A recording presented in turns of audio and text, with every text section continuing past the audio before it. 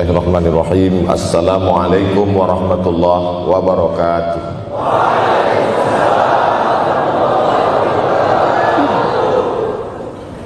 Alhamdulillahi wa kafa, wassalatu wassalamu ala al-habibil mustafa wa ala alihi wa ashabihi ahli tuqa wal wafa.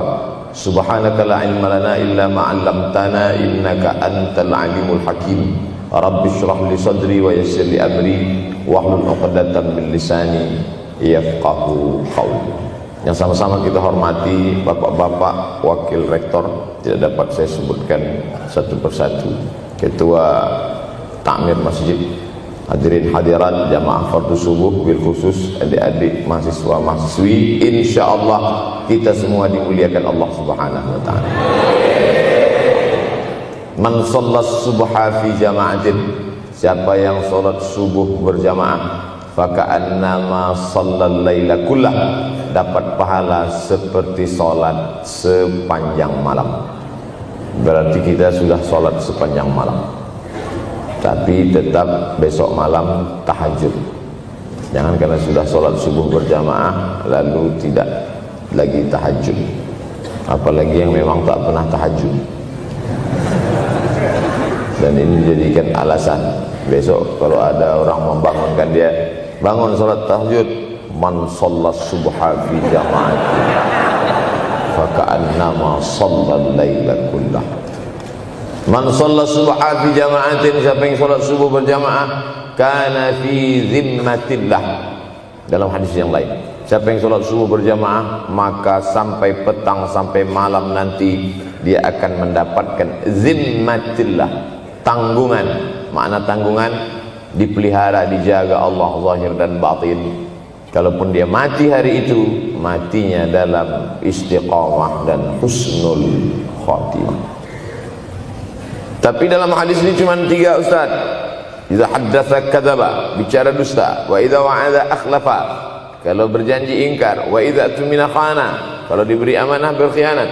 Dalam hadis lain, kalau sudah dilihat orang salat subuh berjamaah, insyaallah diselamatkan dari nifaq, kemunafikan dalam hatinya. Munafik diambil dari 3 huruf nafaqa.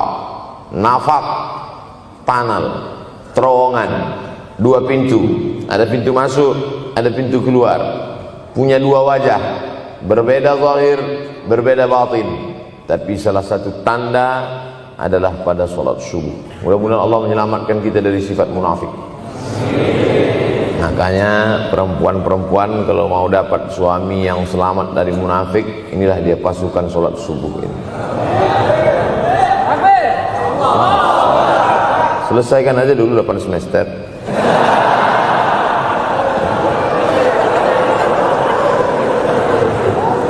Imam Abu Ja'far Al-Barzanji menulis dalam syairnya, walamma tamma min hamlihi, ketika sempurna hamil Aminah, syahrani 2 bulan, ala ashhuril aqwalil marwiyah, menurut riwayat yang masyhur, tufiya bil madinatil munawwarati abuhu Abdullah, meninggallah abuhu, bapaknya, bapak Nabi Muhammad SAW, Abdullah bin Abdul Muttalib bin Hashim bin Abdi Manaf bin Qusay, di kota Al-Madinah Al-Munawwarah.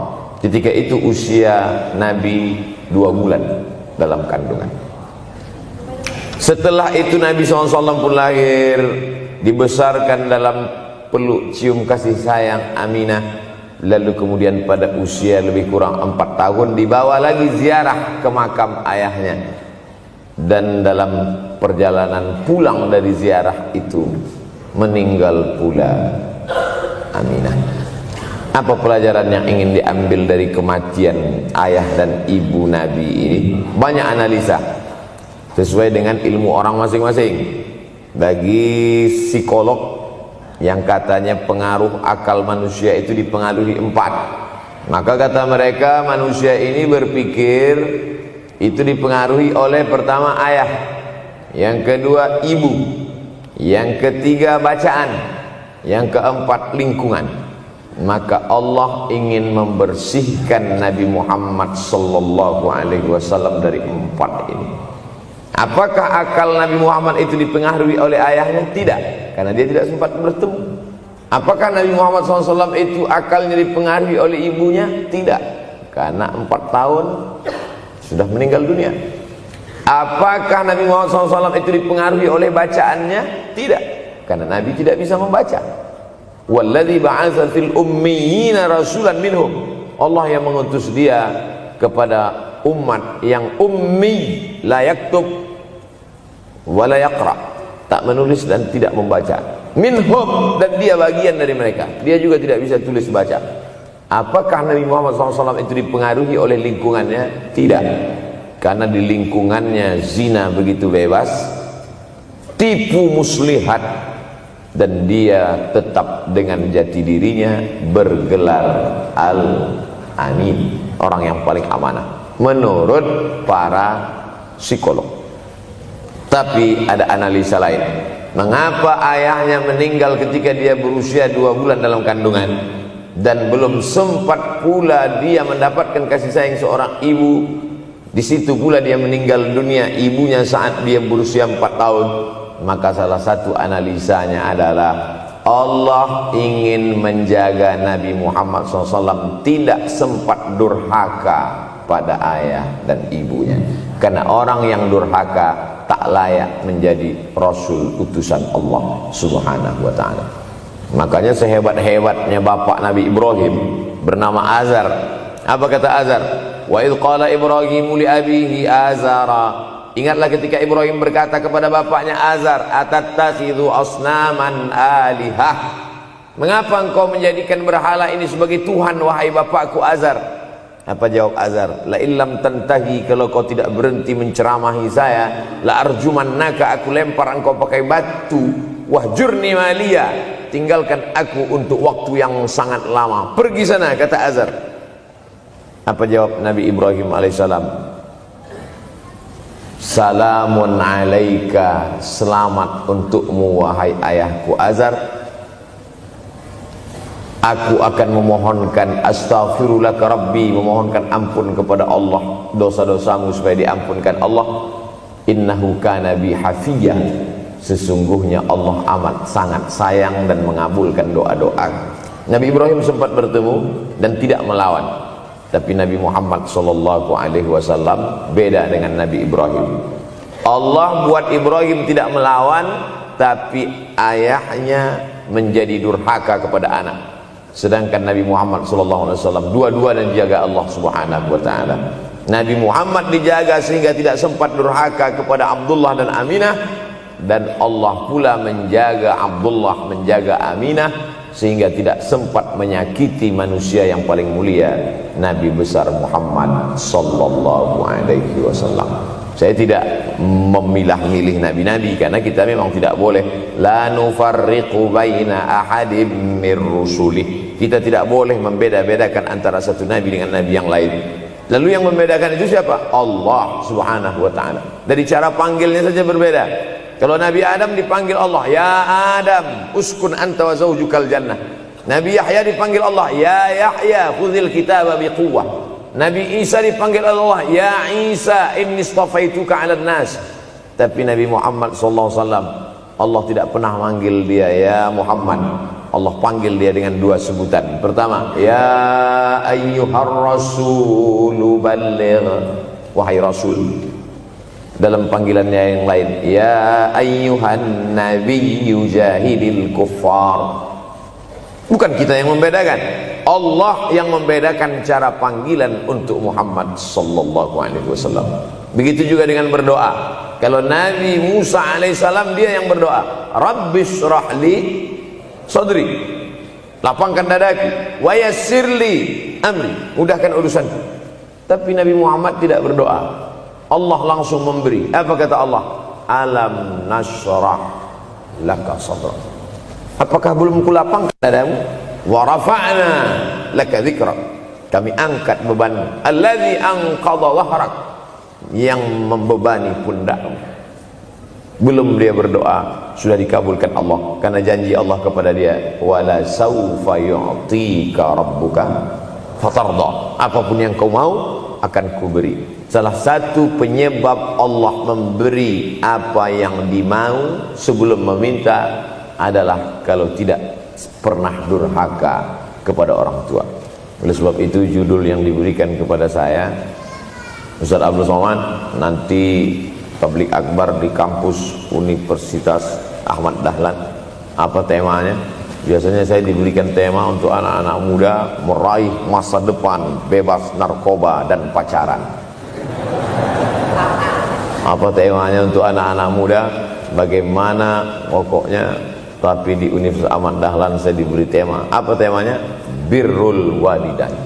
Masya Allah. Saya bilang alhamdulillah. Untung saya nggak dikasih tema birruz zaujatain. Artinya apa?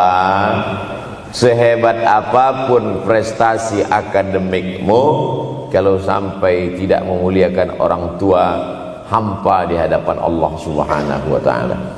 Ada seorang laki-laki, kata Nabi, kalau nanti dia datang kemari minta doa sama dia karena doanya makbul. Sahabat heran, karena sahabat itu definisinya man laqiyan Nabi sallallahu alaihi wasallam wa amana bihi wa mata 'alal Islam. 3 definisi sahabat. Orang yang berjumpa dengan Nabi, beriman dengan Nabi, dan matinya dalam keadaan Islam, maka itu disebut dengan sahabat menurut ilmu hadis. Makanya ketika saya menjelaskan itu ke mahasiswa, Aisyah yang merupakan sahabat Nabi, komplain mahasiswa, mohon maaf Ustaz keliru, Aisyah itu bukan sahabat tapi istrinya. Kita bicara ilmu hadis. Makna sahabat, man laqiyan Nabi, berjumpa dengan Nabi, wa amana bihi, beriman dengan Nabi, wa mata 'alal Islam, mati dalam keadaan Islam. Abu Lahab ketemu dengan Nabi tapi tidak beriman dengan Nabi dan mati dalam keadaan kafir, maka tidak masuk golongan sahabat. Tapi ini ada seorang laki-laki hidup sezaman dengan Nabi dan Nabi mengenal dia, dan Nabi berpesan nanti kalau dia datang ke kota Madinah minta doa dari mulutnya karena doanya dikabulkan Allah Subhanahu wa ta'ala. Sahabat heran, kami yang hidup bersama engkau, kami yang berperang bersama engkau, kami yang sholat di Masjid Nabawi bersama engkau, kenapa doa dia lebih makbul daripada kami? Malah kami meminta doa dari mulut dia. Tapi tidak boleh membantah dan melawan Nabi. Pokoknya nanti kalau dia datang kemari minta doa kepada dia. Setelah Nabi Muhammad SAW meninggal dunia, laki-laki itu pun sampai ke kota Madinah, berjumpa dengan sahabat. Sesuai dengan yang dijanjikan Nabi, mereka pun meminta doa kepada dia. Namanya Uwais Al-Qarni. Makanya Uwais Al-Qarni tidak ada masuk dalam buku biografi sahabat. Kalau mau mencari biografi sahabat Nabi, buka kitab namanya Al-Isabah fi Tamyizis Sahabah, atau baca juga Usudul Ghabah fi Ma'rifatis Sahabah, atau baca juga Al-Isti'ab fi Ma'rifatil Ashab. Itu memang buku biografi isinya sahabat Nabi semua. Sahabat Nabi klasifikasi. Yang pertama, Al-Ashra Al-Mubasysyaruna bil Jannah, 10 sahabat yang dijamin masuk surga. Level kedua, sahabat Nabi yang ikut perang Badar. Berikutnya, sahabat Nabi yang masuk Islam sebelum hijrah. Berikutnya, barulah ujung sahabat Nabi masuk Islamnya setelah hijrah, setelah Islam kuat, barulah dia masuk Islam. Tapi nama Uwais Al-Qarni tidak ada di dalam, karena dia tidak cukup syarat untuk menjadi sahabat, karena dia tidak pernah berjumpa langsung dengan Nabi Muhammad sallallahu alaihi wasallam. Tapi kenapa doanya makbul? Ternyata dia tidak berjumpa dengan Nabi bukan karena dengki, bukan karena musuh, bukan karena tidak beriman. Dia tidak jumpa dengan Nabi, salah satu sebabnya adalah karena dia menjaga ibunya di Yaman. Makkah di tengah, Yaman di bawah, Syam di atas, negeri Syam. Tak ada hubungan dengan negeri paman Syam. Syam di atas, Yaman di bawah, Makkah di tengah. Liila fi Quraisy, perjalanan orang Quraisy. Ila fihim rihlatash shita'i was-shaib, perjalanan syita musim dingin, shaif musim panas. Musim dingin mereka ke Yaman, musim panas mereka pergi ke negeri Syam. Kenapa dingin ke Yaman? Karena Yaman ini kalau musim dingin tidak terlampau dingin, salju tidak turun. Kalau pergi ke negeri Syam, salju turun. Palestina, Yordania, Suriah, Lebanon. Suriah, Lebanon ada salju. Maka musim panas Nabi pergi ke negeri Syam, karena kalau musim panas di Yaman panas sekali. Sedangkan ke negeri Syam panasnya tidak seberapa. Perjalanan orang Arab Quraisy ini diceritakan Allah, di negeri Yaman itulah tempat kampung Uwais Al-Qarni. Tidak sempat dia berjumpa dengan Nabi, tapi doanya lebih makbul daripada orang-orang yang berada bersama Nabi, karena keutamaan berbakti kepada ibu. Kalau sama ayah boleh ngelawan Pak Ustaz? Enggak juga. Jangan ini nanti dijadikan dalil. Kamu kenapa lawan bapakmu? Ada seorang laki-laki. Ini kadang jamaah pandai motong-motong ceramah saya, hanya untuk mencari pembenaran. Sedangkan kita ngaji ini mau mencari kebenaran. 1000 dalil bagi orang untuk mencari kebenaran, tapi ada 1001 hujjah untuk orang yang suka mencari pembenaran. Nah, jadi kalau saya bicara tentang ibu, sesungguhnya ayah sudah masuk.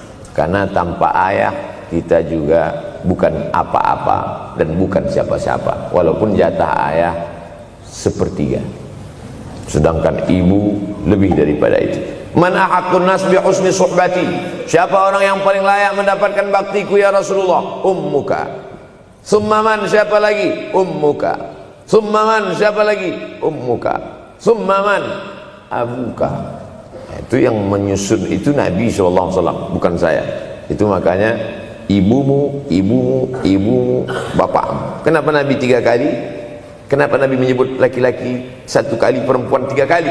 Karena ibumu mengandung, ibumu melahirkan, ibumu menyusukan. Siapa yang mau dapat 3 kali? Coba yang 3 ini.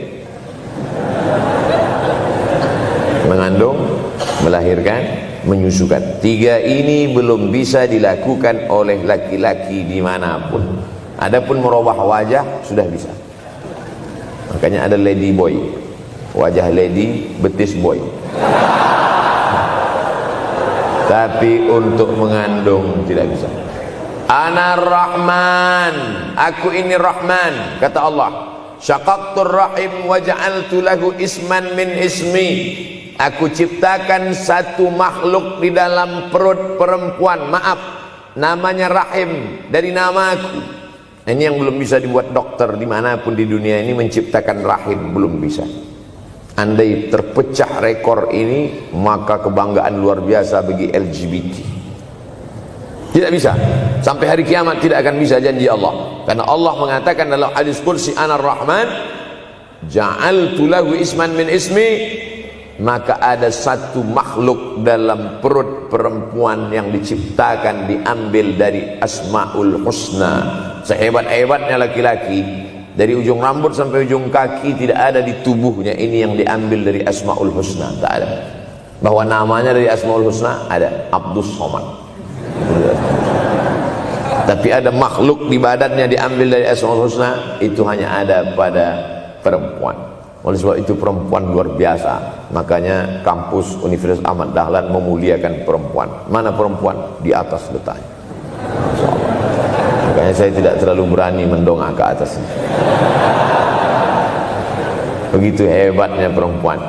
Perempuan adalah ibumu, perempuan adalah istrimu, perempuan adalah anakmu, perempuan adalah adikmu. Maka saat engkau memuliakan perempuan, engkau sedang memuliakan 4 aspek dari kehidupan. Ketika Nabi Muhammad SAW diutus Allah ke atas muka bumi ini, salah satunya adalah mengajarkan manusia bagaimana menempatkan pada posisinya. Posisi dia adalah tempat kita menumpang. Ketika ada seorang laki-laki yang sudah sukses diwawancarai, siapa orang yang paling berjasa dalam hidup Anda? Dulu waktu saya merantau ke Yogyakarta, belum ada apa-apa, saya sempat numpang di rumah dia selama 4 bulan. Kata seorang artis dalam sebuah wawancara, Begitu bangganya dia berkata, itulah orang paling berjasa kepada saya karena saya sempat numpang di rumahnya 4 bulan. Tapi ada yang dia lupa, bukan rumahnya yang kau tumpang, bukan ruang tamunya yang kau diami, sempat numpang di perutnya 9 bulan 10 hari. Tak pernah kau sebut. Angkat tangan yang tidak menumpang di rahim, langsung dari planet Mars langsung kemari. Enggak ada. Mr. Bean yang kita semua sehebat apapun pernah menumpang di perutnya. Oleh sebab itu makanya dosa yang paling mengerikan adalah kalau ada orang jual sabu-sabu, peminum khamar, di dunianya bahagia, happy, senang. Itu Ustaz, pengedar narkoba, hidupnya aman, adem, ayam, tentram. Di akhirat azabnya baru diberikan Allah Subhanahu wa taala. Ada orang yang pelakor senior, tapi hidupnya di dunia senang-senang saja. Di akhirat nanti azabnya ditunda. Namanya istidraj. Istidraj diambil dari kata daraja, tertunda. Azab yang tertunda. Sudah jadi judul sinetron. Azab yang tertunda. Tapi ada satu perbuatan dosa yang pasti di dunia dirasakan. Apa itu? Durhaka pada orang tua. Orang yang durhaka pada orang tua, di dunia dia tetap dapat, di akhirat dapat sekali lagi. Itu janji Rasulullah SAW. Lama hidup banyak dirasa, jauh berjalan banyak dilihat, lama jadi ustadz banyak yang curhat. Maka tidak 1 2 itu saya lihat dalam kehidupan. Hebat, rezeki banyak melimpah ruah, tapi jauh dari kebahagiaan. Apa sebab? Janji Rasulullah SAW. Orang yang durhaka pada orang tua di dunia sudah dapat, di akhirat dapat lagi. Dapat. Di mana letak keadilan Allah? Kenapa di dunia sudah dapat, di akhirat dapat lagi? Yang di dunia itu baru DP-nya, di akhirat baru kau rasakan cash. Oleh sebab itu jangan pernah melawan pada orang tua. Jangan pernah melawan. Apapun kata dia, jurus menghadapi orang tua ini tidak banyak, 3 saja. Kalau dia marah-marah, kalau dia cerewet, kalau dia ngamuk-ngamuk, pertama diam. Pulang kampung marah dia. Saya bolak-balik kirim uang belanja, kenapa kamu IP-nya 2,0? Diam. Yang kedua, diam. Yang ketiga, diam. Kalau belum bisa membahagiakan, jangan susahkan dia. Kalau belum bisa menunjukkan prestasi, jangan susahkan hatinya. Jangan sampai belum ketemu dengan wajah kita pun dia sudah susah hati. Baru nama kita muncul di HP-nya, kumat darah tingginya.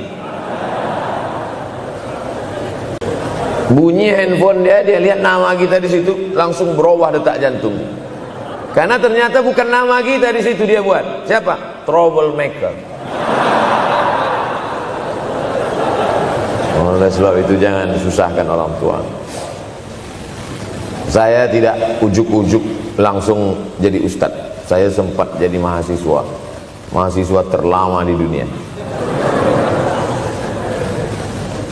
Saya kuliah di Mesir tahun 1998 sampai 2002. 4 September 1998 menginjakkan kaki di Kairo. November pulang tahun 2002. Tidak pernah sekalipun saya menyusahkan orang tua saya.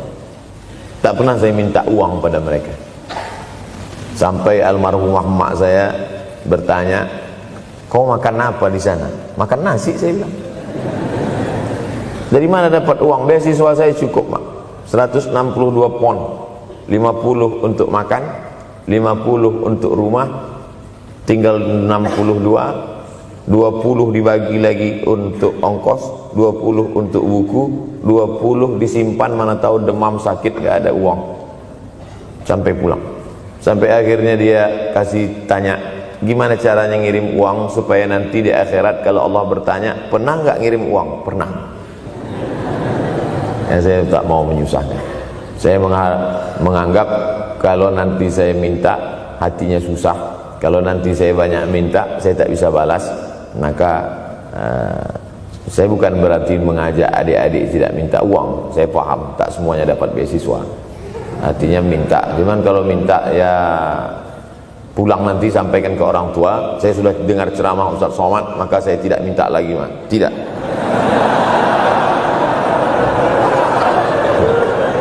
Tapi tolong dirapel setahun sekali aja.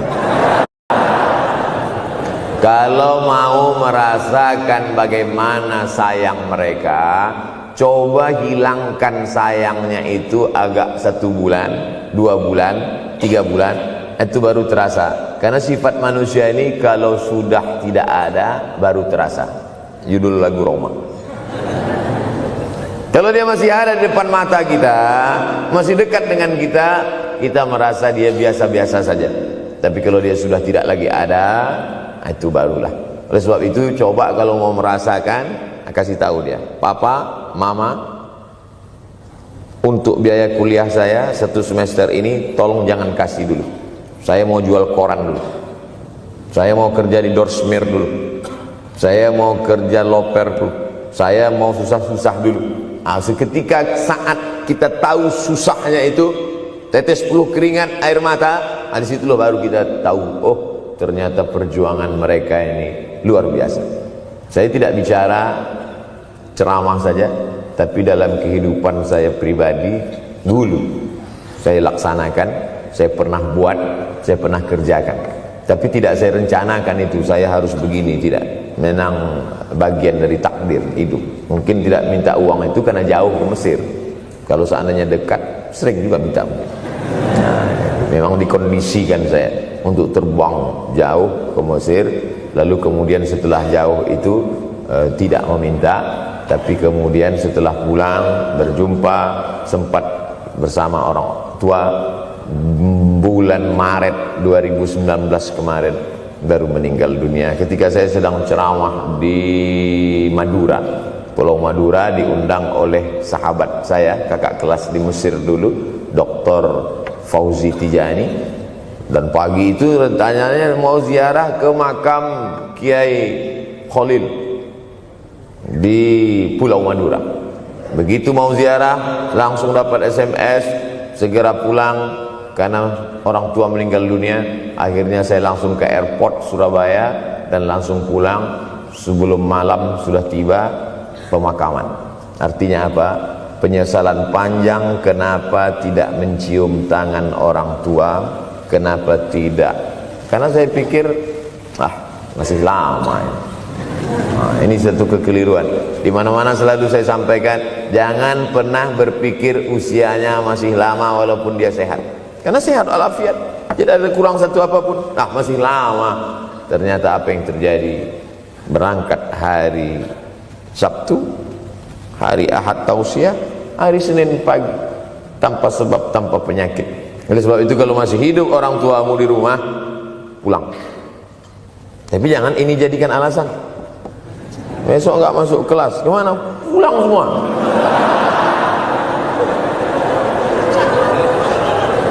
Pulang sesuai dengan kondisi, situasi dan keadaan. Pulang. Kalau masih bisa membahagiakan dia apa makanan kesukaannya, belikan. Suka makan apa dia, belikan. Itu yang dia inginkan. Andai kita gendong dia dari Yogyakarta berangkat ke kota Makkah, sampai di Makkah tawaf 7 putaran, dari Safa ke Marwah, pulang lagi ke Jogja, belum tentu dapat membayar sekali teriakan dia saat mengeluarkan kita ke alam dunia. Jadi banyak orang terlalu membanggakan. Saya sudah banggakan dia Pak Ustaz, saya sudah bayarkan ONH-nya. Berapa? Baru DP-nya. Sudah merasa berbakti kepada orang tua? Belum. Makanya digunakan kata birrul walidain. Kenapa Allah tidak menggunakan kata husnul walidain? Hasan baik, jayyid baik, thayyib baik, khair baik. Tapi yang dipakai birrul walidain. Hanya satu-satunya kata untuk orang tua dipakai birrul walidain. Karena kata birru adalah sifat Allah Subhanahu wa taala. Makanya di antara Asmaul Husna ada Al-Barrut Tawwab, Allah yang punya sifat itu. Maka kita diharapkan berakhlak seperti akhlak Allah Subhanahu wa ta'ala. Addabani Rabbi fa ahsana ta'dibi, Allah mendidik aku menjadi beradab sehingga adabku penuh. Allah Subhanahu wa ta'ala tidak ada puji Nabi Muhammad SAW. Hai Muhammad yang salat tahajudnya sampai kakinya bengkak, hai Muhammad yang hajinya tidak ada. Apa kata pujian Allah untuk Nabi Muhammad SAW? Wa innaka la'ala khuluqin azim, akhlak agung dan mulia. Oleh sebab itu tak ada gunanya prestasi S1, S2, S3, postdoktoral, profesor kalau tidak berbakti kepada orang tua.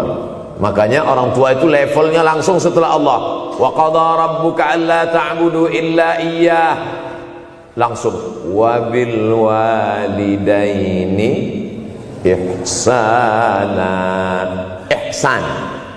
Lihat lagi penggunaan kata ihsan dalam hadis Nabi.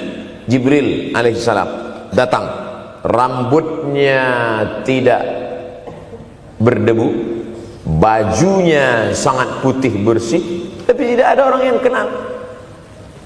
Diriwayatkan oleh Sayyidina Umar ibn al-Khattab radhiyallahu anhu, aku melihat ada seorang laki-laki rambutnya sangat hitam dan bajunya sangat putih, tapi kami tidak ada yang kenal. Ini tiga indikasi ini menunjukkan kebingungan. Kalau ada orang rambutnya sangat hitam dan kita kenal, berarti dia memang orang situ, memang tinggalnya di situ.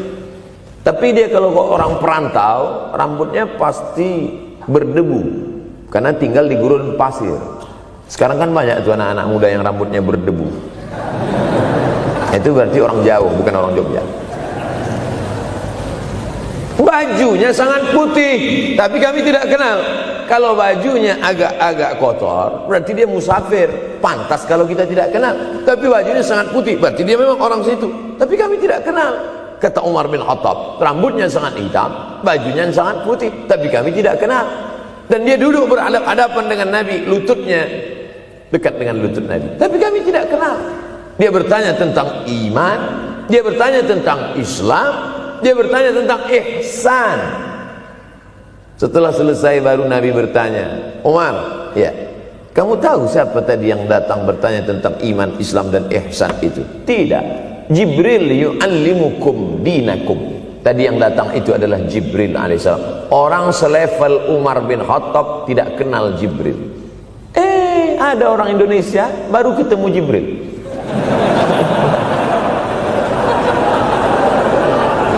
Umar bin Khattab kalau lewat di suatu jalan, kalau Umar bin Khattab lewat jalan Sudirman, maka setan lari ke jalan lain. Ini ada orang satu perjalanan sama setan, ngaku kenal dengan Jibril alaihissalam. Makanya kalau baca hadis, satu hadis, tapi analisa dari hadis itu banyak sekali. Umar tidak kenal dengan Jibril kecuali setelah Nabi Muhammad SAW yang bercerita mengenalkan. Dari mana Nabi tahu? Nabi dapat wahyu dari Allah Subhanahu wa ta'ala. Tapi ada analisa lain. Apa maknanya? Allah menggunakan kata ihsan untuk orang tua, Nabi menggunakan kata ihsan untuk Allah. Ihsan untuk Allah, anta'budallaha ka'annaka tarah, kau sembah Allah seakan-akan engkau melihat dia. Fa in lam takun tarah, kalau kau tidak bisa melihat dia, fa innahu yarak, sesungguhnya dia yang selalu melihatmu, tidak pernah putus. Ihsan, ihsan Allah kepada kita, tidak pernah putus pengawasan Allah. Bagaimana ihsan kita kepada orang tua? Tak pernah putus bakti walaupun dia sudah meninggal dunia. Makanya kita tetap membaca walaupun dia sudah masuk liang lahat, jam 2 malam bangun, Rabbil firli wali walidayya warhamhuma kama rabbayani shaghira. Ada seorang sahabat Nabi namanya Sa'ad. Sa'ad sudah jadi bahasa Indonesia. Banyak juga orang Indonesia laki-laki sifat Sa'ad. Orangnya Sa'id, artinya bahagia. Sa'adah, kebahagiaan. Jenenge sapa? Pangadah. Itu dari bahasa Arab. Sa'adatun, bahagia. Datanglah seorang laki-laki bernama Sa'ad menjumpai Nabi sallallahu alaihi wasallam. Ya Rasulullah, wahai Rasulullah, ummi matat, ibu saya sudah meninggal dunia. Afa atasaddaqu anha, kalau saya bersedekah kira-kira pahalanya sampai apa tidak untuk almarhumah ibu saya? Kata Nabi, tasaddaq, silakan engkau bersedekah. Ayu sadaqatu afdal, sedekah apa yang paling afdal? Saqiyul ma, memberi air minum. Memberi air minum, niatkan untuk almarhum almarhumah, kata Nabi, tasaddaq, silakan sedekah. Langsung tanpa pikir panjang, apa kata Sa'ad? Idzan ahfiru bi'ran, kalau begitu saya gali sumur sekarang juga, sumurnya saya wakafkan dengan niat almarhumah. Oleh sebab itu, yang orang tuanya sudah meninggal dunia, pulang dari sini jangan gali sumur, cukup telepon, assalamualaikum, sumur bor. Cari pondok pesantren yang kesulitan air, pergi ke kaki-kaki gunung, orang mencari air, satu jerigen mikul 5 km jalan.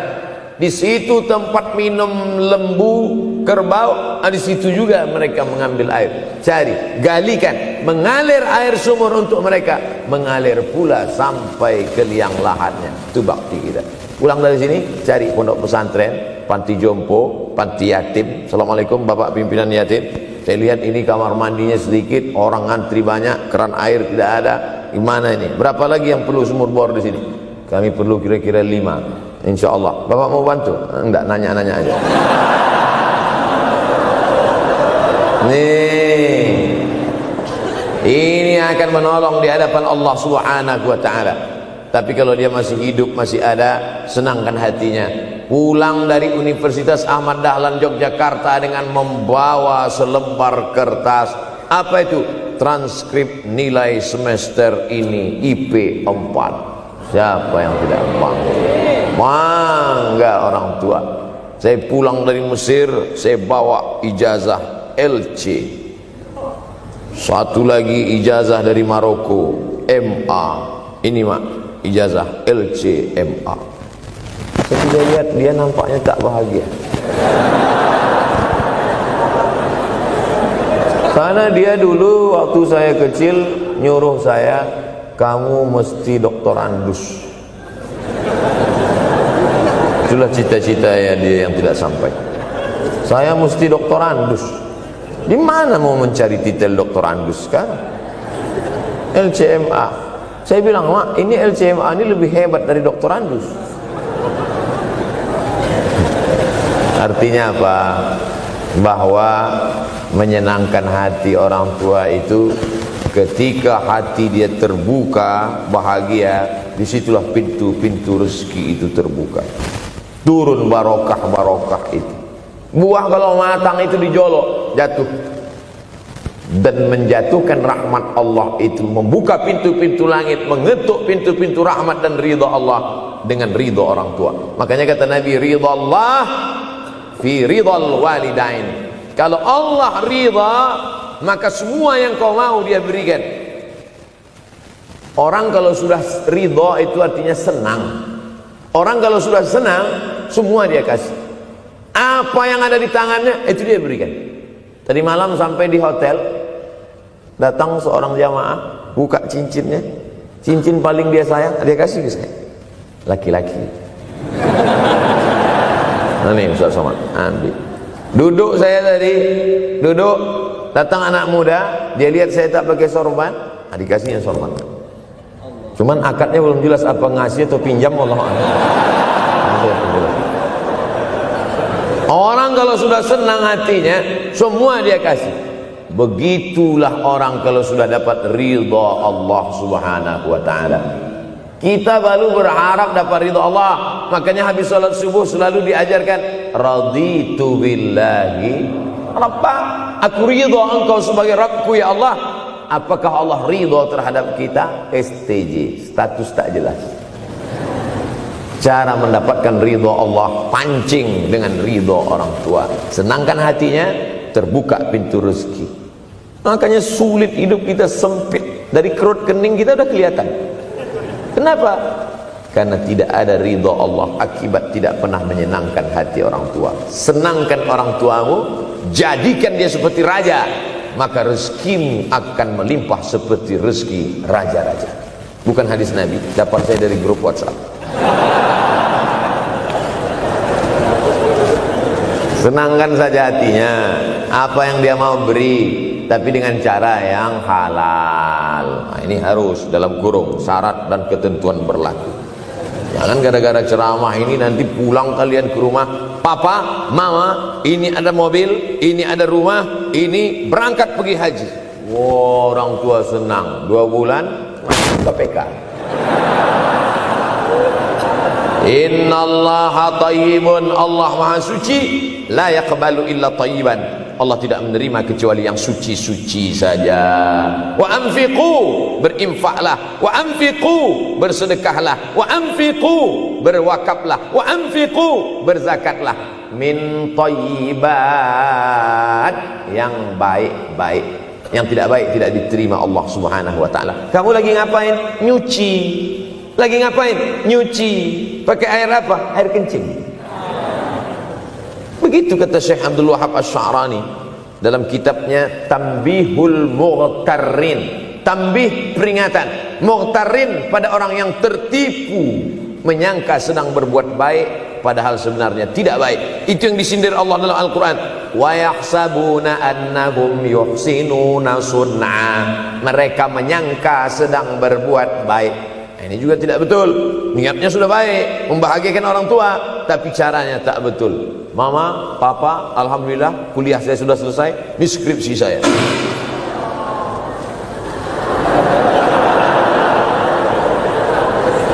Masya Allah.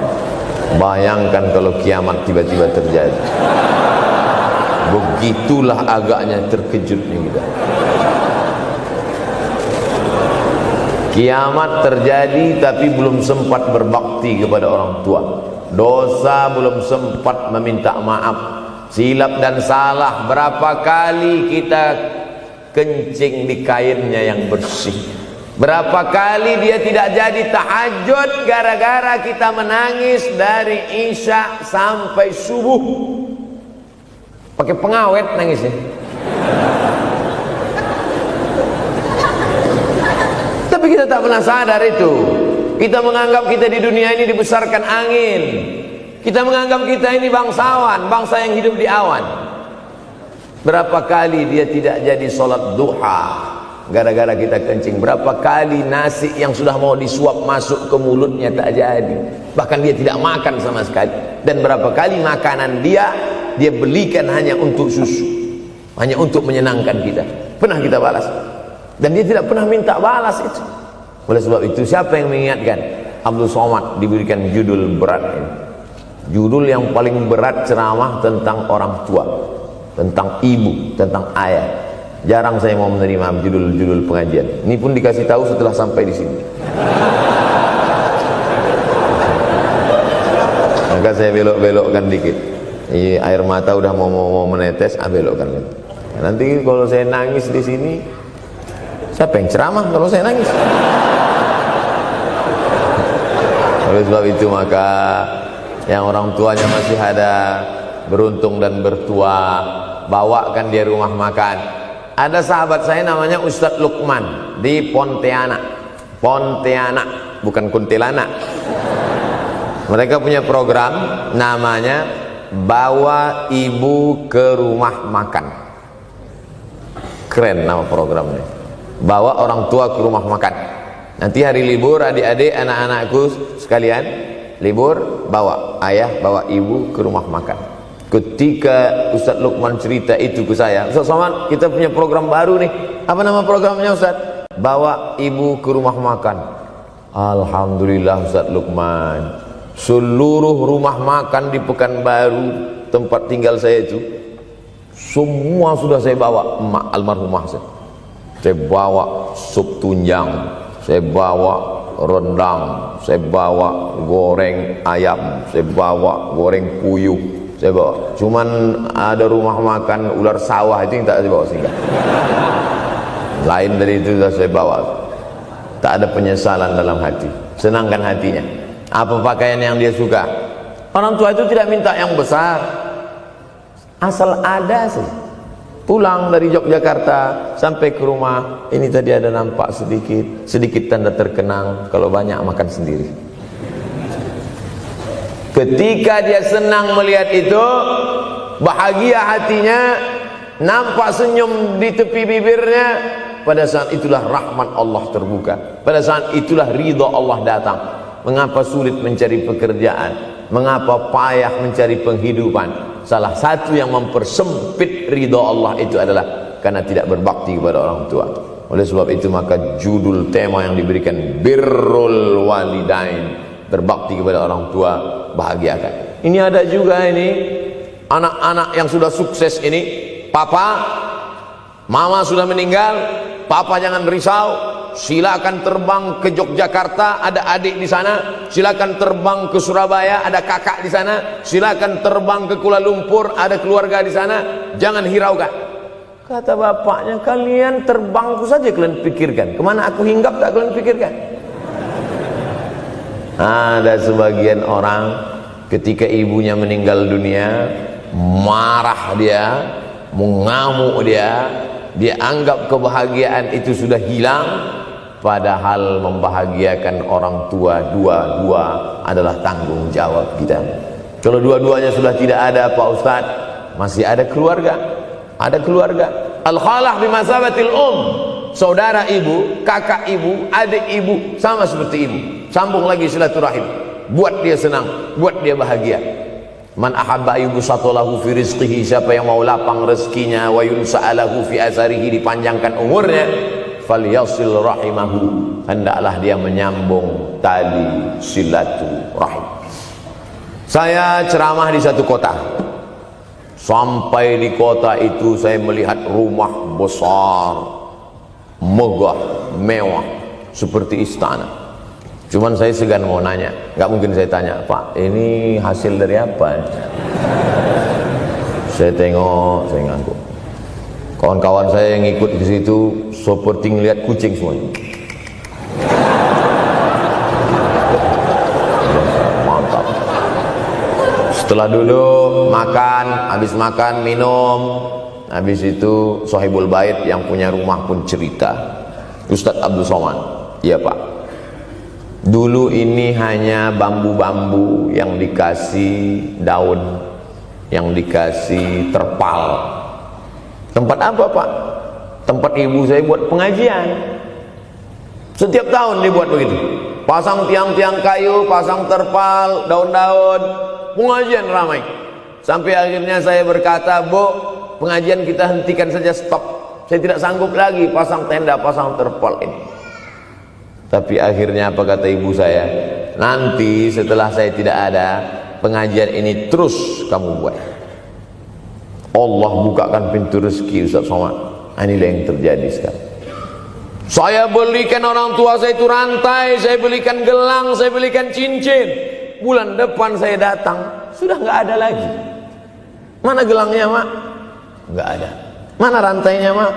Nggak ada. Mana cincinnya? Nggak ada. Kemana? Itu kan emas mahal, sudah saya jual. Untuk apa? Untuk bersedekah ke fakir miskin. Rupanya gelangnya, rantainya itu habis dia berikan sedekah fakir miskin.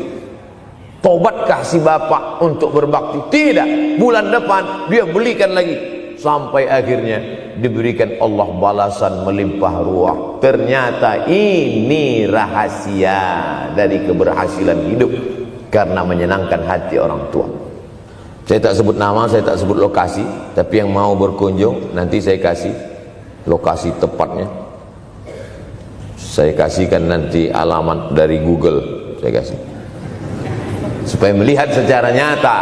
Kalaulah rezeki itu hanya diberikan kepada orang yang bersungguh-sungguh, pergi pagi pulang petang, peras keringat banting tulang, maka tentu yang kaya itu adalah sapi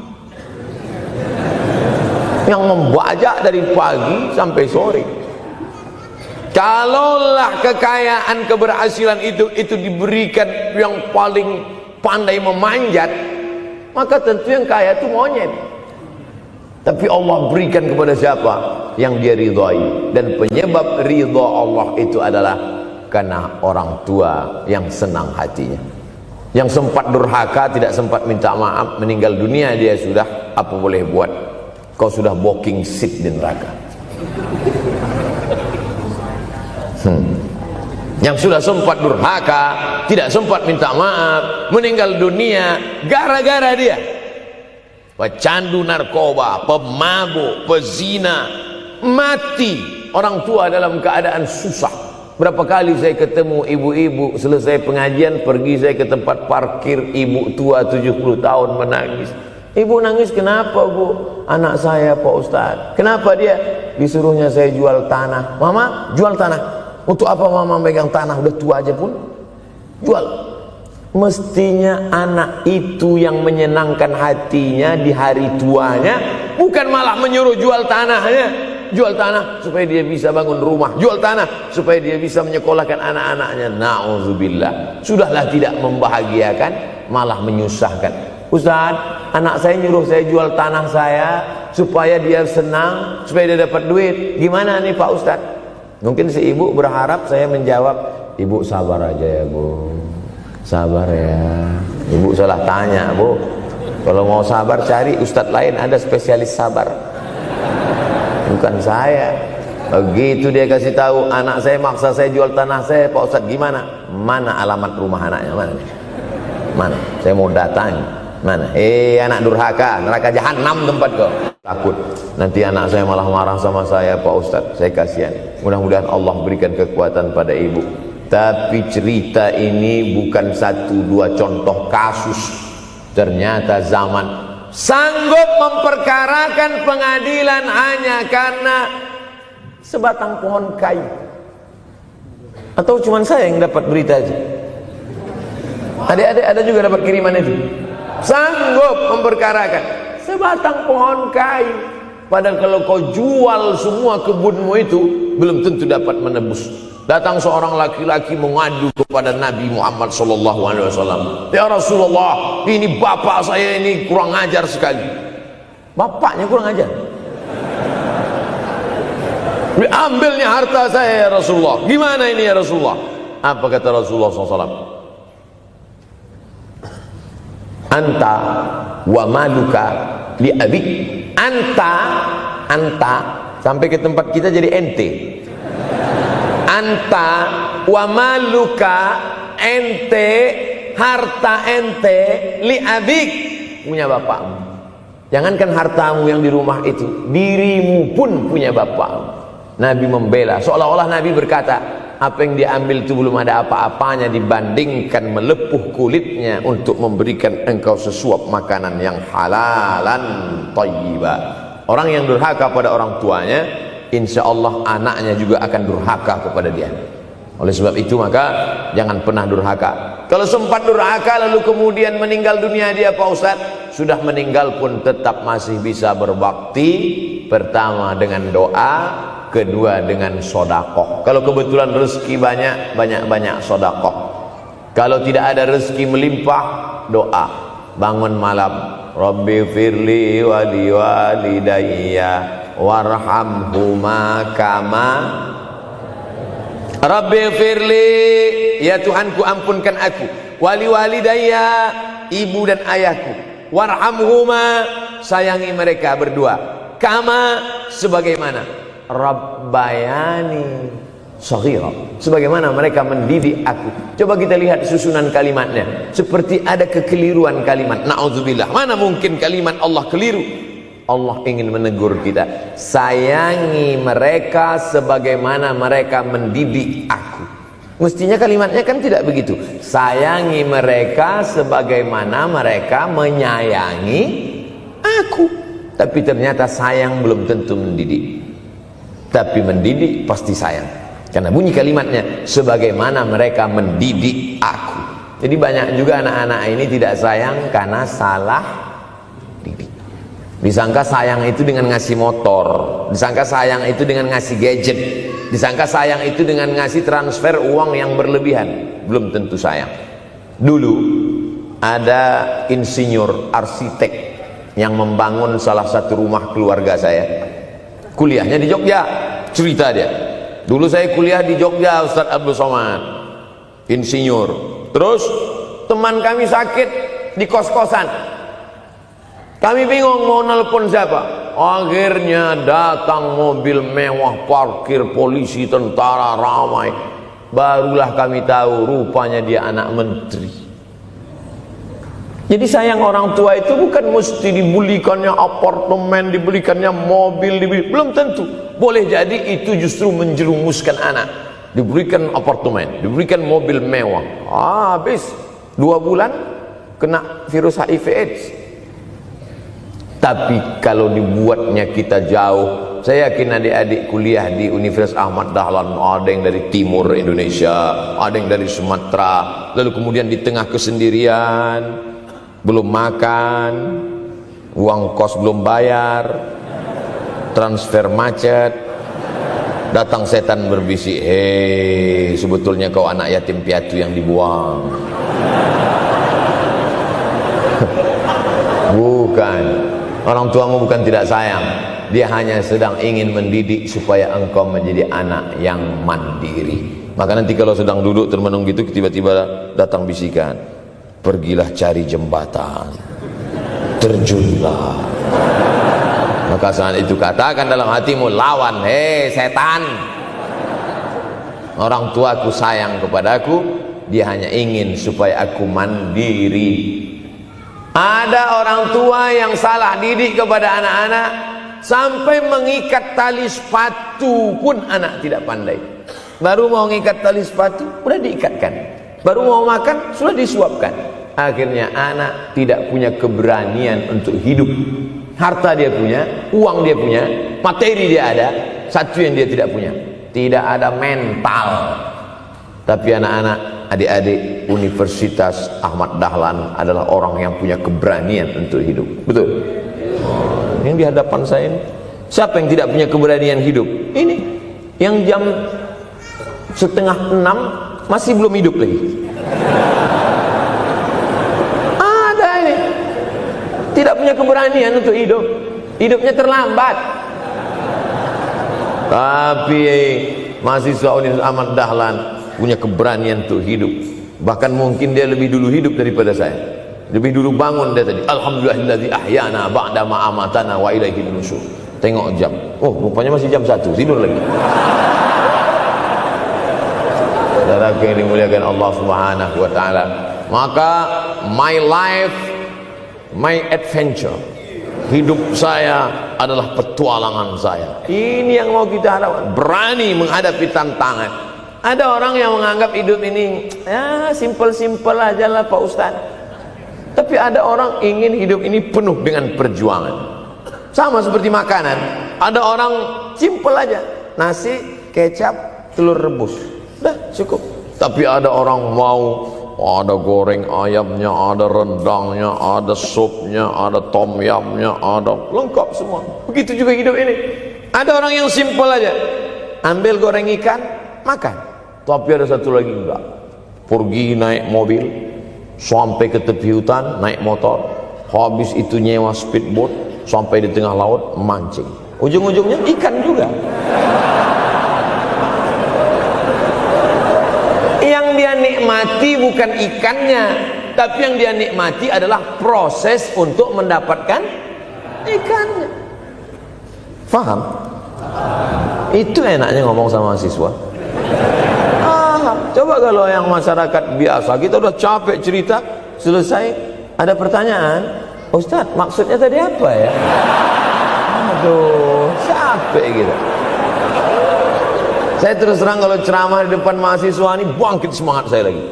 Ini sekarang rasa-rasa umur 24. Tapi begitu nanti sudah mulai agak jauh dari mahasiswa, balik 42 lagi. Nah, makanya saya senang kalau diundang ke kampus-kampus.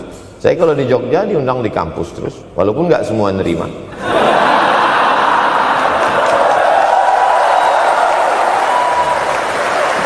Saudara yang dimuliakan Allah Subhanahu wa taala, maka kita harus sering-sering bersama. Apa ini takbir? Takbir itu ngusir setan. Tadi saya ceramah jam 4:30, sekarang sudah jam 5:30 Artinya saya sudah ceramah 70 menit. Ini sudah keluar dari kode etik. Karena di mana-mana saya ceramah 60 menit. Kenapa bisa Ustaz Somad ceramah 70 menit di Universitas Ahmad Dahlan ini? Kenapa? Semangat yang membuat kita. Padahal berdiri lagi, tahan, belum sarapan lagi, tahan. Artinya apa? Yang membuat kita kuat itu bukan materi, bukan makanan, tapi semangat. Maka jangan sempat kehilangan semangat. Bangkitkan semangat, semangat terus. Semangatnya apa? Semangat ingin membahagiakan orang tua. Kalau lupa, tulis. Biasanya mahasiswa ini kan suka lupa, tulis di dinding kamar. Semangat bahagiakan calon mertua.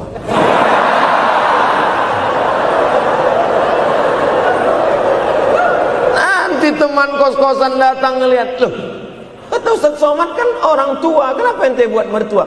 Sedangkan mertuaku saja kebahagiakan, apalagi orang tua.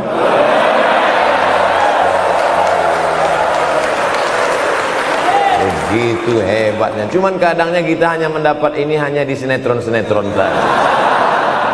Real nyatanya di mana? Datanglah ke Universitas Ahmad Dahlan.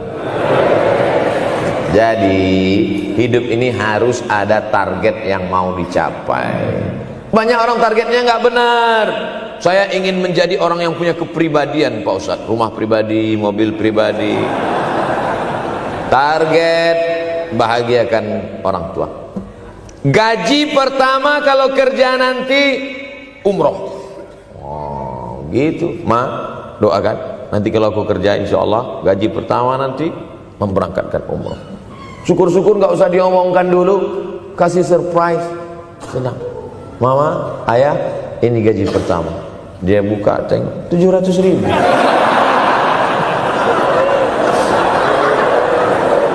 Menangis dia menerima gaji pertama itu, bukan karena harunya sikit. Gitu dia buka amplop, oh kok setitik dong. Haru dia. Kenapa setiap mendapat hadiah dari anak, orang tua selalu meneteskan air mata? Karena kita tidak pernah besar dalam pandangan matanya. Kita sehebat apapun, kita tidak pernah besar di matanya. Di pandangan ibu ayah kita, kita adalah anak kecil yang tapak kakinya 2 jari, panjangnya sejengkal. Maka jangan pernah ceramahi orang tuamu. Jangan mentang-mentang sudah mahasiswa pulang, ayah sini, mama sini, dulu assalamualaikum. Bisa. Karena kita tidak pernah besar di mata orang tua. Kita tetap kecil. Walaupun kamu sudah menikah, sudah punya istri, sudah punya anak, kau tetaplah anak-anak dalam pandangan dia. Oleh sebab itu jangan sok besar, jangan sok hebat. Kalau ada pesan yang ingin mau disampaikan, jangan melalui mulut kita, dipinjam mulut orang lain. Tokoh masyarakat, alim ulama, dia ngajinya di mana? Ada yang mau kita perbaiki, jilbabnya mungkin kurang panjang, mungkin ada kebiasaan dia yang kurang baik. Sementara kita udah ngaji, sudah belajar di Universitas Ahmad Dahlan, sudah terpelajar, membuat dia mau menjadi orang baik. Tidak mesti dari mulut kita, pinjam mulut orang lain. Assalamualaikum Pak Kades, pinjam mulut Pak Kades sebentar. Pak Kades, ayah saya kan orangnya baik sama Pak Kades. Iya, nanti kalau saya ngomong dia nggak dengar. Jadi saya mohon tolong Pak Kades, Pak Kades, ayah saya sampai sekarang belum sholat Pak Kades. Jadi tolong Pak Kades nasihati dia. Kata Pak Kades, saya juga nggak sholat. Hancur dunia persilatan. Oleh sebab itu senangkan. Ini banyak anak-anak yang udah ngaji, yang sudah aktivis masjid, merasa ingin orang tuanya baik, dia sendiri menceramahi, nggak ketemu, nggak connect dia. Ayah sini, Orang yang tidak sholat neraka jahanam tempatnya. Sakit hati, meleleh air matanya. Sekali kau buat air matanya menetes, maka kau akan berenang dalam kesengsaraan. Jangan pernah buat dia menangis. Kalau dia nangis haru Pak Ustaz, nggak apa-apa. Cuman kita kan sulit membedakan mana air mata haru, mana air mata sedih. Sama-sama bentuknya air mata. Makanya ada ungkapan, jangan menangis air mata buaya. Kenapa selalu kalau disebut air mata buaya? Karena memang buaya menangis bukan karena sedih, tapi karena kekenyangan. Buaya kalau habis makan orang, berkeringat, buaya itu tidak ada pori-porinya. Kita kalau berkeringat kan keluar pori-pori, ini keluar air. Buaya nggak ada. Satu-satunya tempat air keluar, itulah. Makanya menangis buaya, keluar air mata buaya. Maka jangan sampai kita nangis karena kekenyangan. Haru dia melihat pemberian kita. Di saat itu menetes air matanya, berdoa, dia memanjatkan doa, mengetuk pintu-pintu langit, terbuka. Masya Allah. Tembus. Pantasan doa mahasiswa Universitas Ahmad Dahlan kabul, rupanya pintu terbuka. Doa kepada Allah Subhanahu wa taala. Kadang-kadang kita merasa doa kita yang dikabulkan Allah, kadang-kadang kita merasa sok hebat. Setelah dia meninggal dunia, barulah kita sadar rupanya selama ini kita hanya menumpang doa. Numpang, bukan doa kita yang dikabulkan Allah ternyata, tapi doa dia. Tapi dia tidak pernah cerita itu. Dia nggak pernah ngomong. Apa pernah dia panggil kita? Sini sebentar. Aku sudah capek doain itu. Pernah dia bilang itu. Dia cukup mengadu tengah malam, ya Allah, anakku ini jadikan dia berhasil kuliahnya, ya Allah. Sudah hampir 14 semester nggak selesai-selesai. Dia mengadu kepada Allah Subhanahu wa taala. Ma, aku susah ini sekarang. Susah kenapa? Skripsiku ditolak terus. Pembimbing kemarin itu mempersulit terus. Berdoa dia tengah malam, ya Allah, lapangkan hati pembimbing itu supaya anakku cepat, ya Allah. Kalau enggak, matikan dia, ya Allah. Kabul. 2 hari setelah itu meninggal. Tapi kita tidak bisa request. Oleh sebab itu maka banyak-banyak dekatkan kepada orang tua, senangkan. Saya ceramah di Malaysia, dibawa jamaah ke mall. Ustaz Samad, esok kita tak ada tazkirah, tak ada tausiah. Kita nak pusing-pusing. Pusing-pusing maksudnya mutar-mutar. Pergilah kami ke mall. Sampai di lantai atas saya lihat anak-anak muda nyuapin orang tua. Ada restoran mahal, mewah. Itu kabarnya kalau mampir di restoran itu, makan, itu banyak yang nangis melihat harganya.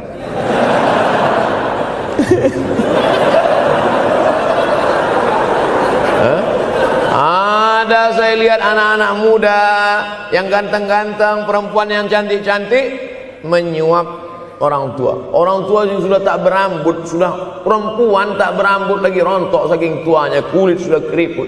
Duduk, didorong pakai kursi roda, dibawa ke mall, sampai di itu diberikan restoran tercanggih, termahal, dia sendiri yang menyuapkan makanan. Ternyata bagi saudara-saudara kita Tionghoa, salah satu mengundang berkah menyenangkan orang tua. Itu keyakinan mereka. Kok kenapa ente kasih makan? Ya oke lah. Ajaran kita mengajarkan tapi kita tak amalkan. Ketika tetangga, kawan, sahabat kita mengamalkan, rezekinya melimpah, baru kita heran. Dia kok kaya ya? Iyalah, dia kan punya tuyul. Tuyul mana bisa bawa duit banyak? Nih keberkahan.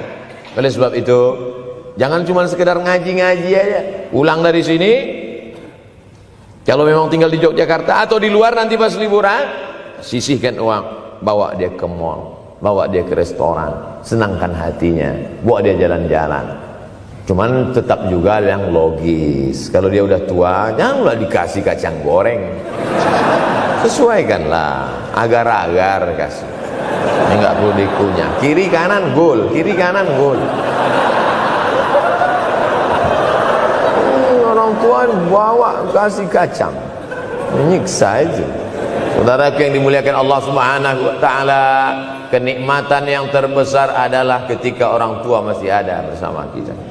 Kalau sudah tak ada, nanti saat Idul Fitri, Allahu Akbar, Allahu Akbar, Allahu Akbar, la ilaha, barulah menetes air mata. Mama. Saya kalau sudah menengok orang menangis terlalu berlebihan mengenang orang tua, ini pasti ada, kalau bahasa kampung kami, something wrong. Ini pasti ada sesuatu ini. Karena orang kalau sudah habis tumpah, dia tidak akan menetes lagi.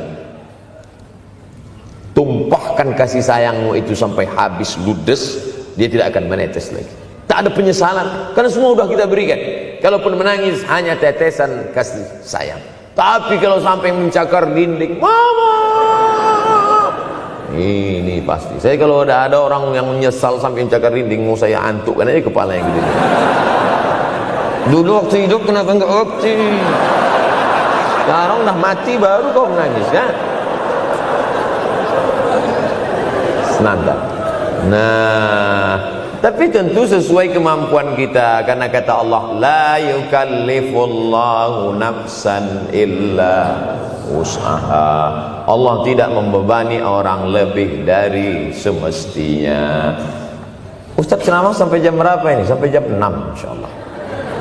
Saya mau lengkapkan. Jam kita sama tuh. Oh, sama. Jam 6. Jam 6 maka saya ceramah 90 menit nanti di Universitas Ahmad Dahlan.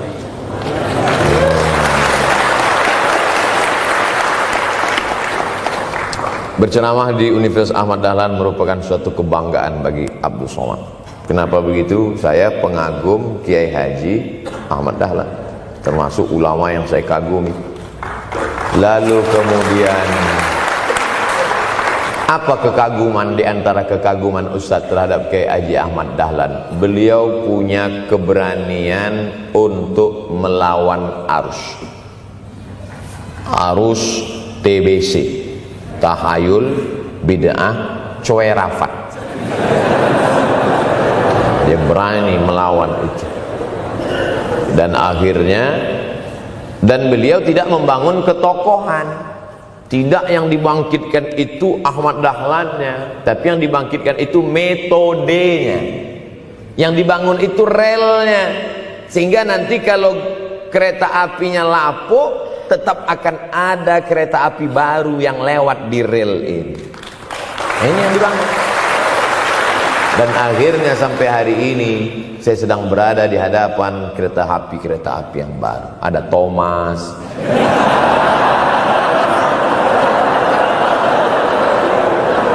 Kok Ustaz tahu Thomas? Anak saya paling suka itu. Satu koper kereta. Artinya apa? Bangun rel, maka akan ada lokomotif baru. Dunia boleh berganti, zaman boleh berubah. Idza waqa'an ala ahadikumul qiyamah, kalau kamu sudah mau mati, wa fi yadihi fasilah, di tanganmu ada bibit korma. Sudah mau mati, di tangan ada bibit korma. Apa yang kita lakukan? Ada sebagian orang kalau sudah mau mati, ya wes gua aja lah. Kalau di tanganmu ada bibit korma, gali-gali tanah sedikit, tanamkan. Untuk apa nanam korma sudah mau mati? Bukan kita sempat memakan manisnya, tak sempat bermaung di bawah daunnya yang rindang. Bukan kita yang menikmati, tapi ada orang lain dan pahalanya mengalir ke makam kita. 28.000 ibadah mengalir ke makam Kiai Haji Ahmad Dahlan. Angka 28.000 itu dari mana Pak Ustaz? Angka mahasiswa Universitas Ahmad Dahlan. Ustaz tahu dari mana? Ya makanya kalau orang ngomong tuh dengar. Makanya saya kalau diundang ceramah, Ustaz nanti sebelum ceramah kita ada acara makan dulu. Iya, selama itu saya diam aja, ngumpul-ngumpulkan bahan. Jangan pernah melihat modal materi, tapi kuatkan usaha dan tawakal. Nih, bantuan cuma 6 miliar. Tapi ternyata keperluannya berapa? 126 miliar. Tapi buktinya jadi masjid yang besar. Kalau diikutkan modal, mana mungkin cukup? Maka begitu juga dalam menatap hidup ke depan. Kamu kenapa belum juga nikah? Modalnya besar Pak Ustaz. Terus gimana? Nunggu yang gratisan aja lah. Kan begitu, usaha, tawakal, doa. Nah, bagi yang masih lajang, yang mau nikah, itu kalau bisa doanya jangan sir, agak jahar dikit. Ya Allah, umur udah 40. Dengar sama sebelah, loh belum mas katanya, belum. Bodoh.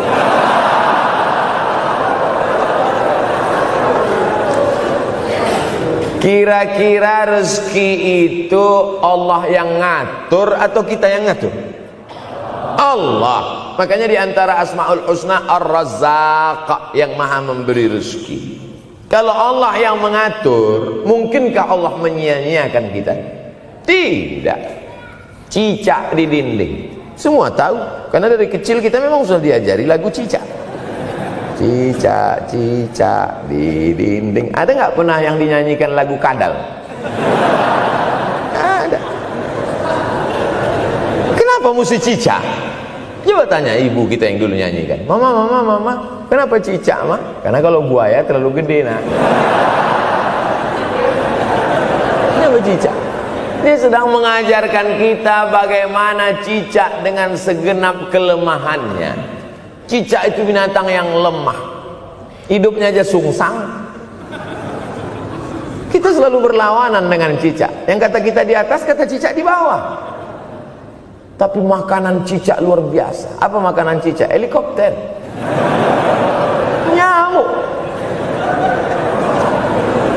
Cicak tidak bisa menggunakan tangannya, karena kalau dia pakai tangannya jatuh. Kadang pakai 4 aja jatuh. Selalu kan kejadian eksiden cicak jatuh. Cicak tidak pernah gunakan tangannya untuk makan, karena dia harus berpegang kuat. Apa yang dia pakai? Lidahnya. Lidahnya dia pakai.